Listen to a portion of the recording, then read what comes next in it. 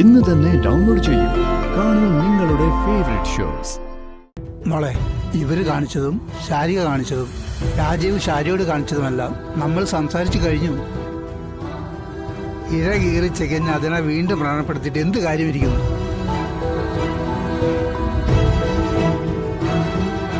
ശാരിക ഗർഭിണിയാണ്. അതറിഞ്ഞിട്ടാണ് ഇവരിപ്പോൾ വന്നിരിക്കുന്നത്. ഇവർക്ക് ഈ കാര്യത്തിൽ എന്തൊക്കെയോ ശാരികയോട് ചോദിക്കണമെന്നുണ്ട്. മോളെ, എന്താന്ന് വെച്ചാ ചോദിക്കട്ടെ. രാജീവ് വന്നു കഴിഞ്ഞാൽ അവൾ അങ്ങോട്ട് തന്നെയല്ലേ പോണ്ടി വരിക. ഇവരൊന്നിച്ചല്ലേ താമസിക്കേണ്ടതും.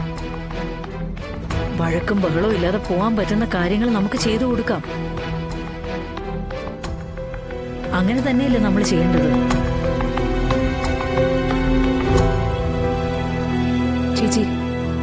ചേച്ചിയോട് ഇവർക്ക് എന്തൊക്കെയോ ചോദിച്ചറിയാനുണ്ടെന്ന്.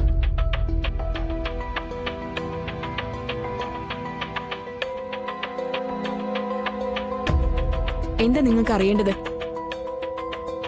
എന്റെ വയറ്റിൽ വളരുന്ന കുഞ്ഞിന്റെ അച്ഛൻ രാജീവേട്ടൻ തന്നെയാണോന്നാണോ? അതാണോ അറിയേണ്ടത്? കണ്ടില്ലേ അവളുടെ അഹങ്കാരം? ഇവളുടെ അച്ഛനും അമ്മയും സഹോദരി നിൽക്കെ ഇത്രയും തന്റെ ഇടത്തോടെ ഇവളുടെ നാവാടുന്നുണ്ടെങ്കിലേ അവിടെ ഏതെല്ലാം രീതിയിലായിരിക്കും ഇവൾ എന്നോട് പെരുമാറിയിരിക്കാന്ന് നിങ്ങൾക്ക് ഊഹിക്കാവുന്നല്ലേ ഉള്ളൂ. ചാരികേ, ഞങ്ങൾ നിന്നെ ചോദ്യം ചെയ്യാൻ വന്നതല്ല. നിന്റെ വയറ്റിൽ കിടക്കുന്ന കുഞ്ഞിന്റെ തന്റെ ആരാണെന്ന് അറിയാനും വന്നതല്ല. രാജീവ് ഞങ്ങളെ വിളിച്ചു പറഞ്ഞിട്ട് അത് അന്വേഷിച്ചിട്ട് പോകാൻ വേണ്ടി വന്നതാ. അതിപ്പോ ഞാൻ മോളെ, അവർക്ക് എന്താ പറയാനുള്ളതെന്ന് വെച്ചാൽ പറയട്ടെ. കാര്യങ്ങളൊക്കെ ഒരു തീർപ്പിലെത്തണമെന്ന് തന്നെയാണ് എന്റെ ആഗ്രഹം. അല്ല, ഇത്ര അവള് പറഞ്ഞ സ്ഥിതിക്ക് ഞാനൊന്ന് ചോദിക്കട്ടെ.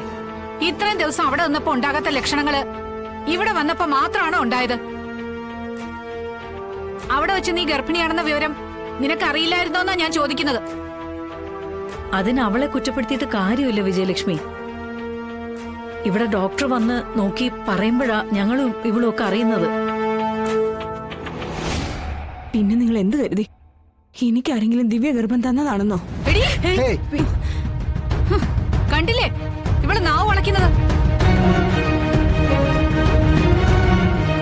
ഈ തറുതല പറച്ചിലും മേലും കേടി നോക്കാതെയുള്ള പെരുമാറ്റവും പിന്നെ എങ്ങനെയാ അവൾ അവളുടെ ഭർത്താവിന്റെ വീട്ടിൽ സ്വസ്ഥതയോടെ ജീവിക്കുന്നത്? പഠിപ്പിച്ച് പാകമാക്കി വെച്ചിരിക്കുന്നത് ഈ പരുവത്തിലല്ലേ? അതെ, പഠിപ്പിച്ചതിന്റെ മഹത്വമൊന്നും നിങ്ങൾ പറയണ്ട. രാജീവ് സാർ പല സന്ദർഭങ്ങളിലും നിങ്ങളുടെ വാക്ക് കേട്ട് ചേച്ചിയോട് കാണിച്ചത് എന്താന്നൊക്കെ ഞങ്ങൾ അറിഞ്ഞു. ഒരു പെൺകുട്ടിയെ കെട്ടിക്കൊണ്ടുവരുന്നത് അമ്മയും അമ്മാവനും പറയുന്നത് കേട്ട് അവരുടെ താളത്തിനൊത്ത് നിന്നുകൊണ്ട് അവളെ ദ്രോഹിക്കാനായിട്ടല്ല, ഒരുമിച്ച് സ്നേഹത്തോടെ ജീവിക്കാനായിട്ടാ. ആദ്യം മകനെ അത് പറഞ്ഞു പഠിപ്പിക്കാൻ നോക്ക്.